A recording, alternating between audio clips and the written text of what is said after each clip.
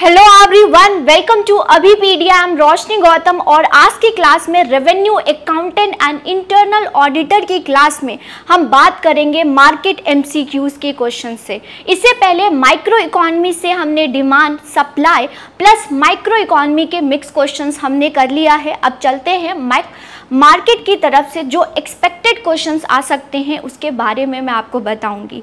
आपको चारों मार्केट में जो स्पेसिफिक या इम्पॉर्टेंट पॉइंट को याद रखना है या फिर उससे क्वेश्चंस आ सकता है और स्टूडेंट्स गलत कर सकते हैं। आज की क्लास में मैं कंसेप्ट के साथ एमसीक्यूज कराऊंगी। इससे पहले आप लोग बिल्कुल सीक्वेंस से देख आ रहे हैं, तो अब चलते हैं, आपकी तैयारी को आगे बढ़ाते हैं और आगे हम एमसीक्यूज करेंगे स्टूडेंट। इससे पहले आप सभी के लिए एक इन्फॉर्मेशन है, अगर आप revenue accountant and internal auditor की तैयारी कर रहे हैं और अभी डेट नहीं आया है बट कभी भी स्टूडेंट डेट आ सकता है, तो अपनी पूरी तैयारी रखें, राइट। तो कंप्लीट कोर्स हमारे पास अवेलेबल है। आपने क्या करना है, ये हमारा व्हाट्सएप नंबर है, इस पर कॉल करना है, राइट। तो इस पे WhatsApp number that is 78377777 okay 3651 okay, ये व्हाट्सएप नंबर है, इस पर आपने कॉल करना है। आपको पूरा कोर्स मिलेगा प्लस एमसीक्यूज, पूरा आपको डिटेल एक्सप्लेनेशन मिलेगा, एमसीक्यूज में मिलेंगे, तो आप इस पर कॉल कर सकते हैं और आज की जो पीडीएफ है वो भी वहीं पर मिलेगा। तो चलिए आज की क्लास को स्टार्ट करते हुए पहला क्वेश्चन, और इससे पहले मैं थोड़ा सा आपको मार्केट के बारे में इंट्रोडक्शन दे देती हूँ, राइट।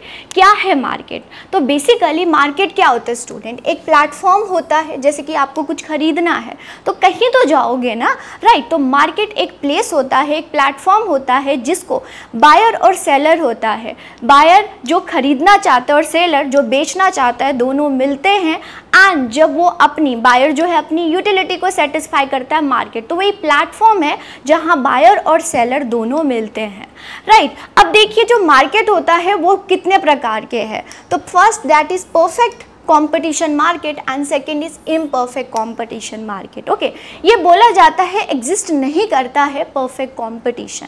इम्परफेक्ट कंपटीशन में भी आगे फर्दर पार्ट है, जैसे कि मोनोप्लिस्टिक कंपटीशन। ओके, इसको मोनोपली कंपटीशन के नाम से भी कहीं कहीं आपको दिखेगा।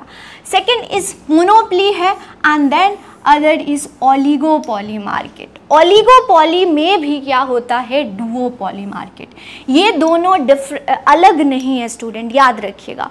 ओलिगोपॉली का ही पार्ट क्या है, डुओपॉली। डुओपॉली मतलब जहाँ पर दो फर्म्स होती हैं, यस, दो फर्म, दो इंडस्ट्रीज हो गई तो वो क्या हो जाता है, डुओपॉली। अगर एक हो गई तो वो मोनोपली हो गया। तो ओलिगोपॉली में आपको फ्यू सेलर देखने को मिलता है। सारी फीचर्स अभी मैं आपको बताऊंगी, मतलब 2 से 10 हमें देखने को मिल जाते हैं, बिल्कुल।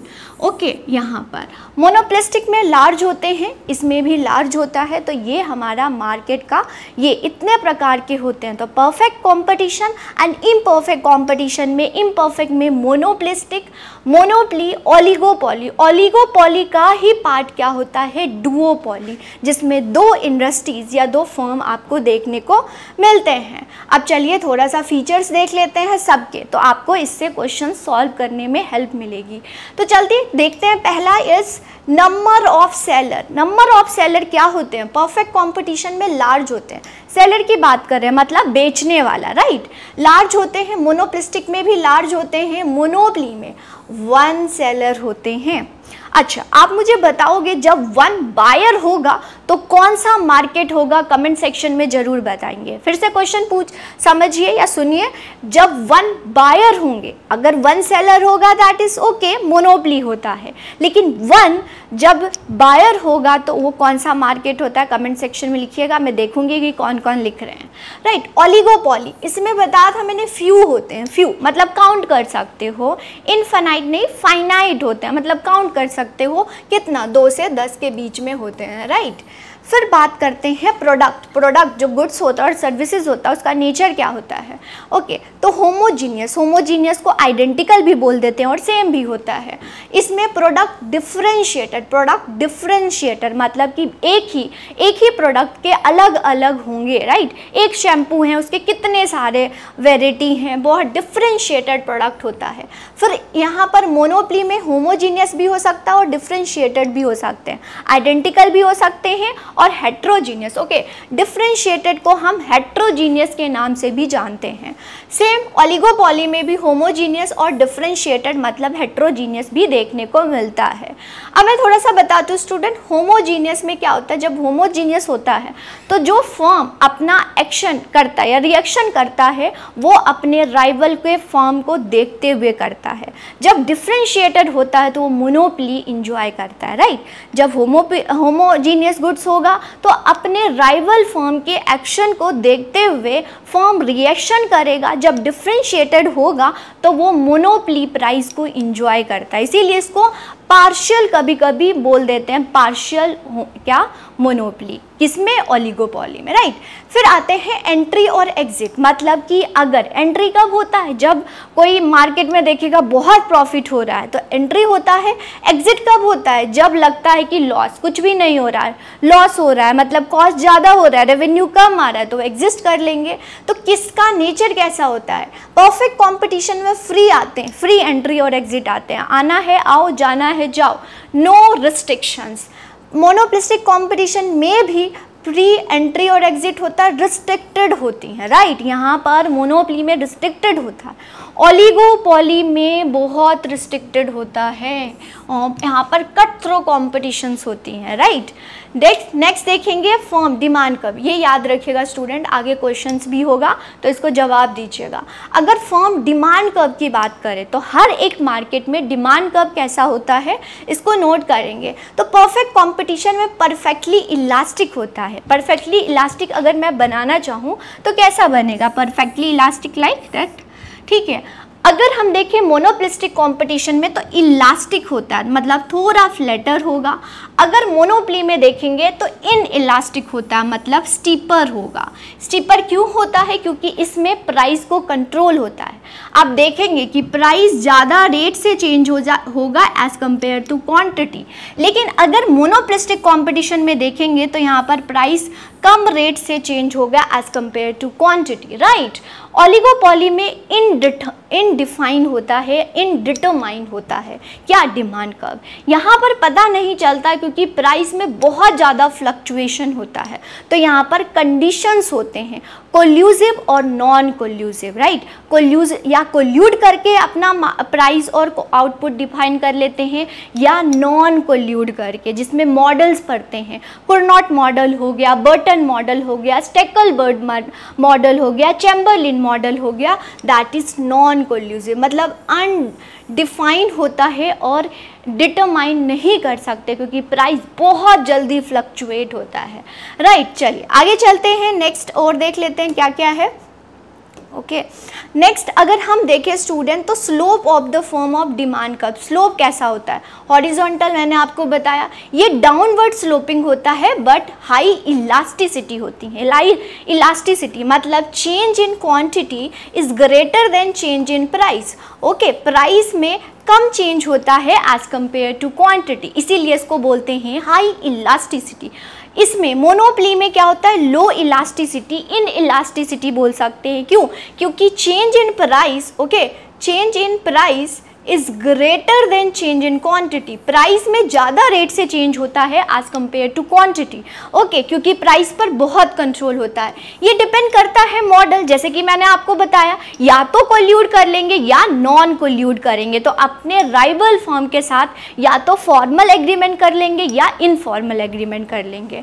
इनफॉर्मल एग्रीमेंट को हम टैसिट कोल्यूजन के नाम से भी जानते हैं, ओके। फिर बात करते हैं सेलिंग कॉस्ट। सेलिंग कॉस्ट हमने आगे पे मतलब लास्ट क्लास में भी पढ़ा था, जो सेकंड थर्ड क्लास था।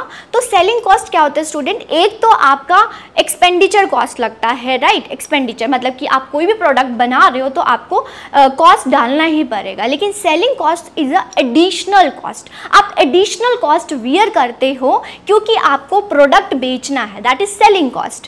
तो यहाँ पर देखते हैं परफेक्ट कंपटीशन में जरूरत नहीं होता, क्यों, क्योंकि होमोजीनियस है, एक जैसा है, परफेक्ट नॉलेज होता है, राइट। जो आपको कहीं भी पंजाब में मिलेगा वो हरियाणा में भी, हरियाणा में मिलेगा वो पंजाब में मिल जाएगा। तो यहाँ पर सेलिंग कॉस्ट लगाने की या फिर एडवर्टीजमेंट कॉस्ट लगाने की जरूरत नहीं होता है। मीन्स कटरीना कैफ को हायर करने की, उनको ब्रांड एम्बेसडर बनाने की जरूरत नहीं होती है। यहाँ पर वेरी सिग्निफिकेंट बहुत सेलिंग कॉस्ट। अगर स्टूडेंट पूछते हैं सेलिंग कॉस्ट का डायग्राम कैसे होता है, तो किस शेप का होता है, तो selling cost is a U shape. Okay, U shape का ही होता है सेलिंग कॉस्ट, नोट कर लीजिएगा। नॉट रिक्वायर्ड, मोनोपोली है, क्या जरूरत है, राइट, रिक्वायर्ड नहीं है। नेक्स्ट वेरी सिग्निफिकेंट, यहाँ पर सेलिंग कॉस्ट बहुत बहुत सेलिंग कॉस्ट मतलब यहाँ पर नॉन प्राइस, अगर मैं बात करूँ तो नॉन प्राइस कंपटीशन होता है। नॉन प्राइस कंपटीशन क्या होता है, मतलब कि आप अपने क्वालिटी में या फिर आप क्वांटिटी में या फिर आप ऑफर दे रहे हो और सेलिंग कॉस्ट बहुत लगा रहे हो, तो वो क्या होता है, ओलिगोपॉली मार्केट में। लास्ट पॉइंट अगर हम बात करें तो लास्ट पॉइंट क्या है, degree of price control. Price control कैसा होता है और किस मार्केट में होता है, तो परफेक्ट कंपटीशन में नॉट कंट्रोल, बिल्कुल भी प्राइस पे कंट्रोल नहीं होता है। और फर्म और इंडस्ट्रीज दोनों अलग होती हैं। फर्म जो होती हैं प्राइस टेकर होती हैं, किससे लेती हैं, वो इंडस्ट्रीज से लेती हैं। तो याद रखिएगा, फर्म का डिमांड कब हॉरिजॉन्टल होता है, अगर वो इंडस्ट्रीज का डिमांड कब पूछते हैं in case of perfect competition, तो वो डाउनवर्ड स्लोपिंग ही होता है। इंडस्ट्रीज प्राइस मेक करता है और फर्म प्राइस टेक करता है। तो यहाँ पर प्राइस टेकर होते हैं, यहाँ पर प्राइस मेकर होते हैं इम्परफेक्ट कंपटीशन में। लिमिटेड कंट्रोल होता है और बताया मैंने नॉन प्राइस कंपटीशन,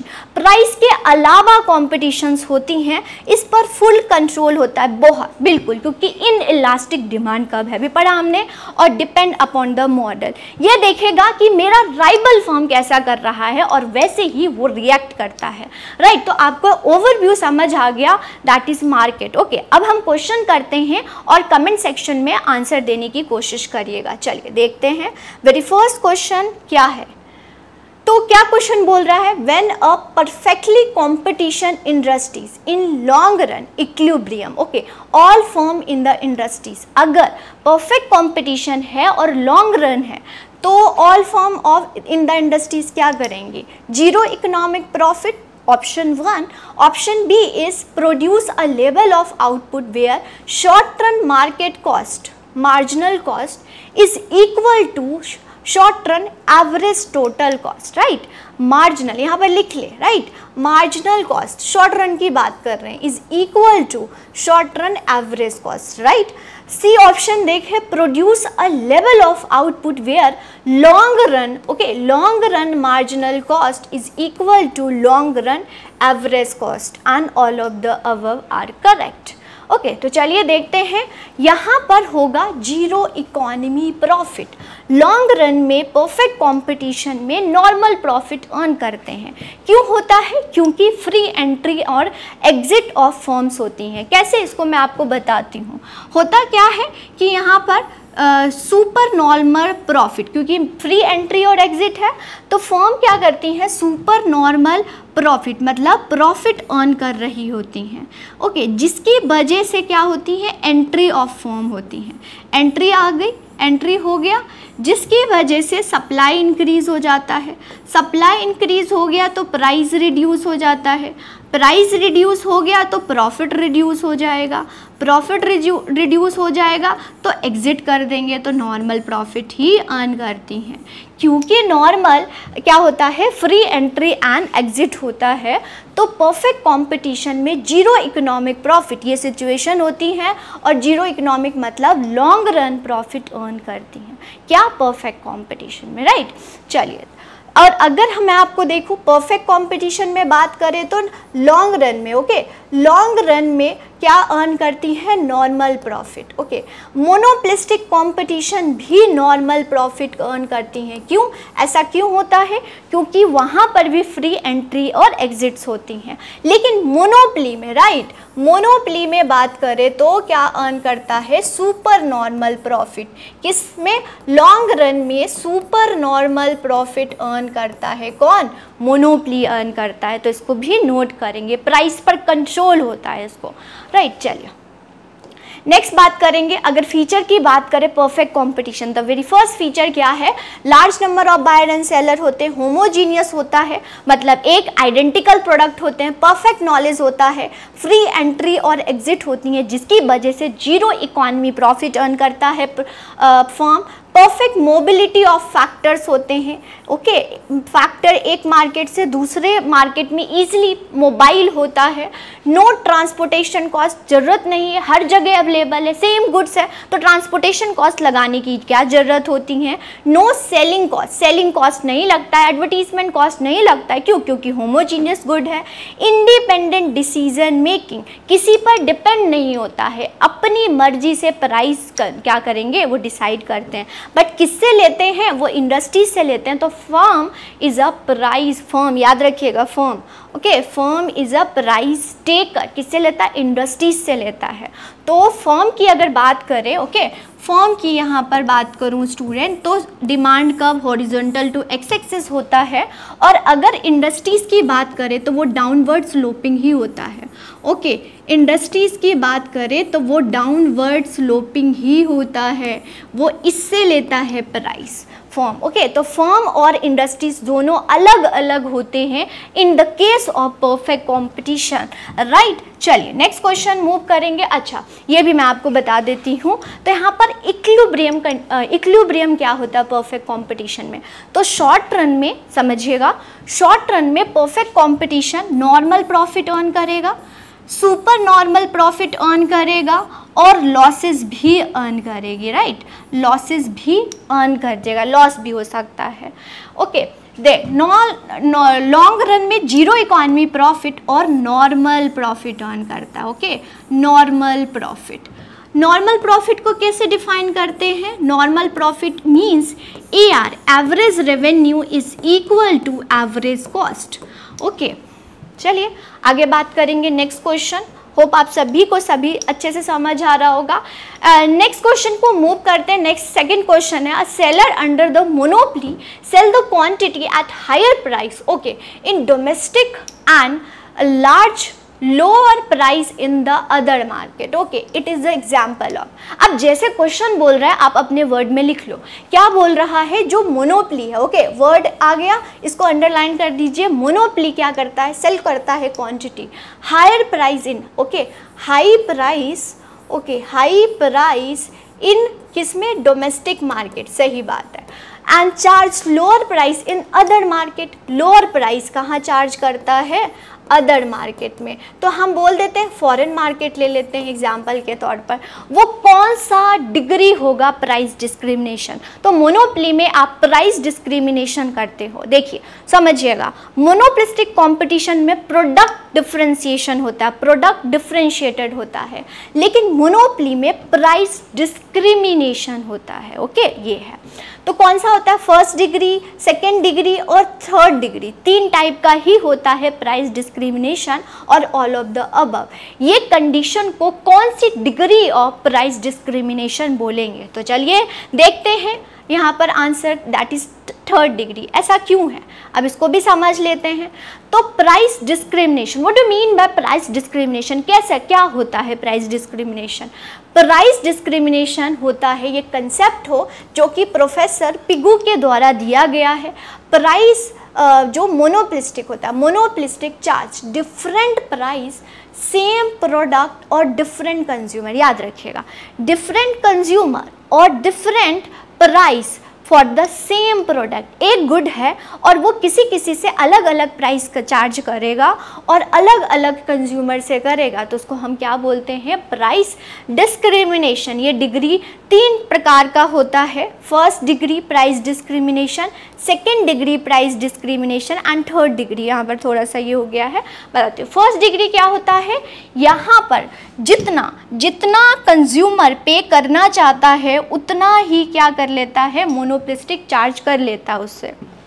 ओके, कैसे, देखिए अगर इसमें देखा जाता है consumer surplus, okay, consumer surplus देखा जाता है। मान लीजिए कंज्यूमर सरप्लस क्या होता है, कंसेप्ट होता है कंज्यूमर और प्रोड्यूसर सरप्लस।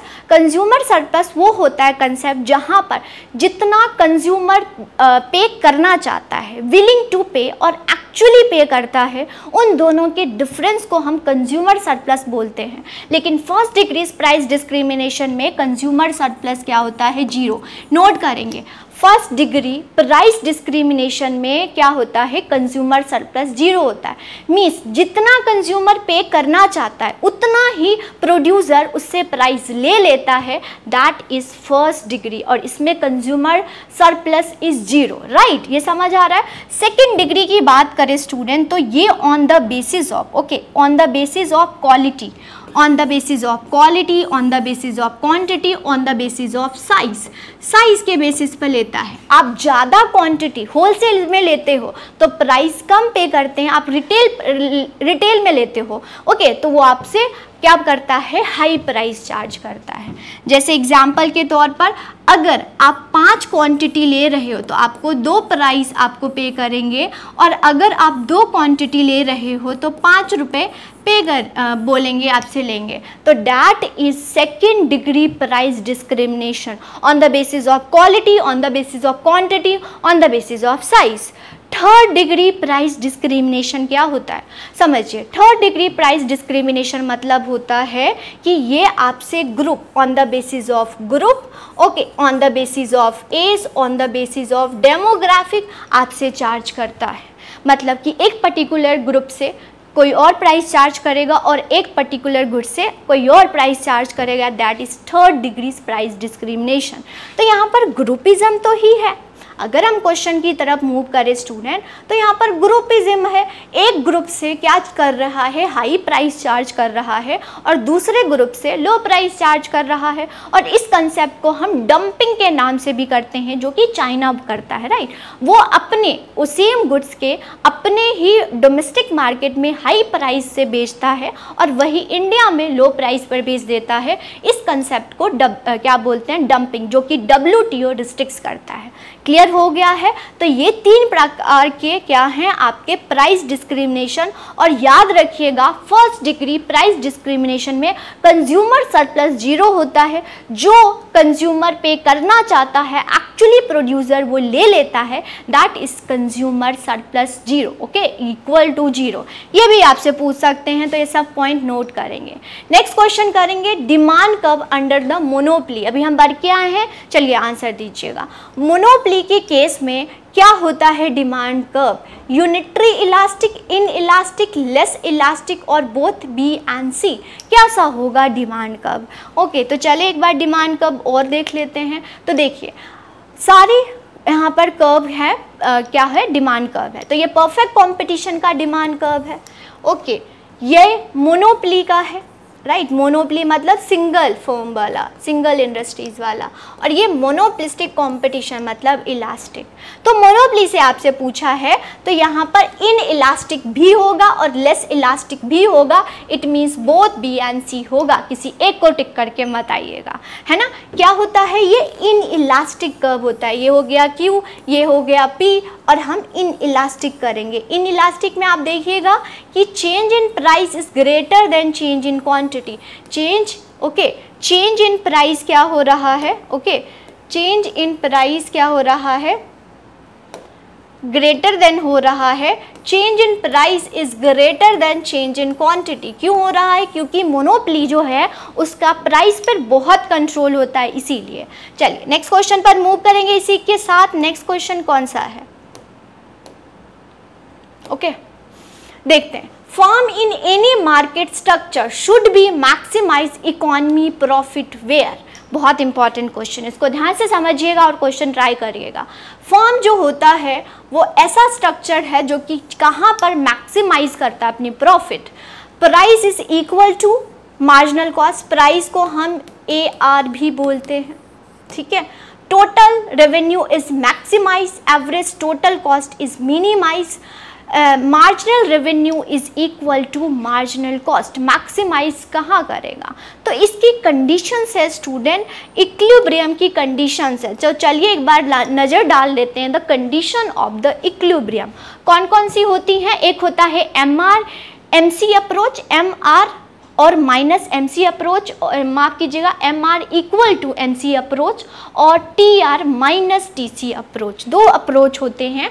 ओके, तो अगर हम MR MC अप्रोच देखें स्टूडेंट, तो तीन कंडीशन होते हैं इक्विलिब्रियम की जहाँ पर वो मैक्सिमाइज करता है। क्या होता है, very first condition is MR equal to MC, जहाँ पर marginal revenue is equal to marginal cost होता है फर्स्ट कंडीशन। जहाँ पर ये नहीं होना चाहिए, सिर्फ ये नहीं होगा, सेकेंड भी हो जाएगा, जहाँ पर MC should be upward sloping, आपका MC क्या होगा, अपवर्ड स्लोपिंग में होगा, वो होगा। और याद रखिएगा जो MC है वो MR, ओके, MR के मिनिमम से कट करेगा, तो that is upward sloping. Price is greater than equal to minimum of short run ABC, इसीलिए ये शॉर्ट रन की कंडीशन है, लॉन्ग रन की कंडीशन नहीं है। लॉन्ग रन में अलग कंडीशन होता है, शॉर्ट रन की कंडीशन मैंने बताया जहाँ पर आपका price is greater than and equal to क्या होगा, वेरिएबल कॉस्ट। अगर यही लॉन्ग रन में बात करेंगे तो वो क्या हो जाएगा, AC, एवरेज कॉस्ट। ओके, यहाँ पर परफेक्ट कॉम्पिटिशन, मोनोपली और मोनोपोलिस्टिक कॉम्पिटिशन में थोड़ी सी माइनर सी चेंजेस होती हैं। ओके, तो यहाँ पर आपने समझ आ गया, ये कंडीशन होता है मैक्सिमाइज। तो क्वेश्चन यही आपसे पूछा था कि कहाँ पर होगा, राइट। अगर आंसर देखें यहाँ पर कहाँ होगा, जब MR आपका marginal revenue is equal to marginal cost होगा, वहीं पर जो फर्म होगी वो प्रॉफिट मैक्सिमाइज करेंगी, राइट। चल नेक्स्ट क्वेश्चन पर मूव करते हैं। इसी के साथ क्या बोल रहा है, if oligopolist engaged in collusion and successfully form a cartel, the market should be, अगर ओलिगोपोलिस्ट की बात करें तो सक्सेसफुली कोल्यूट करता है और वो जो मार्केट आउटकम, रिजल्ट, आउटकम क्या होता है, रिजल्ट क्या होगा। ऑप्शंस देख लेते हैं। The same as if it was serve as a competitive market, जो परफेक्ट कॉम्पिटिशन में होता है वही होगा। Efficient because cooperation improve the efficiency. Okay, next देखेंगे, same as if it was serve as a monopoly not as Nash equilibrium. क्या होगा, आपको क्या लगता है, कमेंट सेक्शन में आंसर दीजिएगा जल्दी से। तो देखते हैं, तो एक देखिए स्टूडेंट, जैसे कि हमने अभी पढ़ा था कि जो ओलिगोपॉली है वहाँ पर ओलिगोपॉली में जो डिमांड कर्व वो इनडिटरमाइन, मतलब कि अनडिफाइंड होता है, पता नहीं होता है कि कितना प्राइस और कितना आउटपुट होता है। तो केसेस होते हैं, या तो कोल्यूड करते हैं या नॉन कोल्यूजन करते हैं। तो कोल्यूजन बात करेंगे, कोल्यूजन में होता है कार्टेल, कार्टेल मतलब ग्रुप बना लिया या फिर मार्केट शेयर कर लिया, दो प्रकार के होते हैं, कार्टेल हो गया या मार्केट शेयर कर दे तो उसमें कोल्यूजन होता है। एक होता है प्राइस लीडरशिप, तो first is a cartel, cartel में भी मार्केट शेयर आ जाता है, and second is a price leader. Price leader में भी बहुत प्रकार के लीडरशिप होते हैं, जैसे डोमिनेंट लीडर, जिनका मार्केट में पावर है, वो बहुत अपना पावर, एवरेज रेवेन्यू बहुत ज़्यादा, मतलब कि 80% वो मार्केट को कवर कर रहे हैं, that is dominant firm. Aggressive, right, aggressive मतलब एक्सप्लॉइट करते हैं, आपको करना पड़ेगा, आपको अगर मार्केट में रहना है तो आपको मेरी बात माननी पड़ेगी, that is aggressive price leadership. Barometric price leadership, barometric price leadership क्या होता है, जो कि ट्रेडिशनल फर्म्स होते हैं, ओके, जो बहुत दिन से हैं, उनको मार्केट के बारे में नॉलेज है, वो क्या होते हैं, barometric price leadership. Price leadership by low cost, जो प्राइस लीडरशिप होंगे जिनका सबसे कम कॉस्ट होगा, उसी की कॉस्ट से रेवेन्यू डिसाइड किया जाता है, तो लो कॉस्ट फर्म होंगी। तो ये चार प्रकार के प्राइस लीडरशिप होते हैं। और अगर क्वेश्चन की बात करें तो अगर कोल्यूड करता है मीन्स फॉर्मल एग्रीमेंट करते हैं तो क्या हो जाएगा, वो मोनोपोली के जैसे प्राइस को एंजॉय कर पाएंगे, राइट, अगर वो कोल्यूड करते हैं। नॉन कोल्यूजन में हम मॉडल्स पढ़ते हैं, जैसे कुर्नॉट मॉडल हो गया, बर्टन मॉडल हो गया, चैम्बरलिन मॉडल हो गया, स्टेकलबर्ग मॉडल हो गया, एजवर्थ मॉडल हो गया, और किंग डिमांड कब पढ़ते हैं, दैट इज नॉन कोल्यूसिव। वहाँ पर बिना कोल्यूड किए हुए अपने राइवल के फर्म को देखते हुए अपना प्राइस या आउटपुट डिसाइड करता है, अलग अलग मॉडल है, राइट, समझ आ रहा है स्टूडेंट। तो इस प्रकार से ये आंसर हो जाता है। इसी के साथ नेक्स्ट क्वेश्चन मूव करते हैं। Okay, next question is 6th question, means that total receipts from sales divided by total number of units sold। Okay, sales बोल रहा है और डिवाइडेड बाय यूनिट सोल्ड क्या होगा, average revenue, total revenue, marginal revenue, incremental revenue. अच्छा student, एक पिछले जो एक कंसेप्ट आया था दैट इज नैश इक्विलिब्रियम। ये नैश इक्विलिब्रियम मैं आपको बताती हूँ, एक कंडीशन होता है नैश इक्विलिब्रियम जो कि गेम थ्योरी में पढ़ते हो। तो नैश इक्विलिब्रियम वो कंडीशन होता है जहाँ पर मैं अपने एक्शन या रिएक्शन क्या करूँगी अपने आपके मतलब कि अपने राइवल फर्म के देखते हुए। जब मैं अपने राइवल फर्म के जो भी एक्शन होगा उसको कंडीशन उसके एक्शन को देखते हुए मैं अपना रिएक्शन दूंगी, तो दैट इज नैश इक्विलिब्रियम। ये पार्ट ऑफ गेम थ्योरी है। ओके, गेम थ्योरी का पार्ट है। चलिए नेक्स्ट क्वेश्चन करेंगे। ये आ गया, तो इसका आंसर तो हो जाता है एवरेज रेवेन्यू। तो 3 कंसेप्ट होते हैं। टोटल रेवेन्यू, टोटल रेवेन्यू क्या होता है, कितनी क्वांटिटी पर कितनी प्राइस कर रहे हो, मतलब ये टोटल रेवेन्यू बताता है आपकी रेवेन्यू, राइट। मान लीजिए क्वांटिटी 1 है और प्राइस आप 15 पर बेच रहे हो, तो टोटल रेवेन्यू क्या हो जाएगा 15। इस प्रकार से एवरेज रेवेन्यू आपको पर यूनिट बताता है, पर यूनिट, चाहे कॉस्ट हो, चाहे प्रोडक्शन हो, चाहे रेवेन्यू हो, कि पर यूनिट प्रोडक्ट पर कितनी रेवेन्यू जनरेट हो रही है। कैसे निकलता है, टोटल रेवेन्यू बाय क्यू, मतलब टोटल रेवेन्यू आपकी 15 आ गई और क्यू आपकी 1 थी, तो क्या हो जाएगा, ये आपका AR हो जाएगा। और AR इज इक्वल टू क्या होता है, प्राइस होता है। ठीक है, ये होता है। मार्जिनल रेवेन्यू क्या होता है, marginal revenue of n TR n minus TR n minus 1, या फिर चेंज इन, इसको ऐसे भी लिख सकते हैं, change in TR, okay, change in TR upon change in Q, तो आपका क्या हो जाएगा, मार्जिनल रेवेन्यू। तो यहाँ पर याद रखिएगा TR, AR और MR पर यूनिट बताता है। ओके, तो ये हो गया आंसर आपका। क्या रह गया, आंसर आ गया एवरेज, पर यूनिट बताता है एवरेज। अब मैं आपको बार बार बोल रही हूँ कि प्राइस इज इक्वल टू क्या होता है, price is equal to AR होता है। ऐसा क्यों है, ऐसा क्यों है, कुछ तो होगा।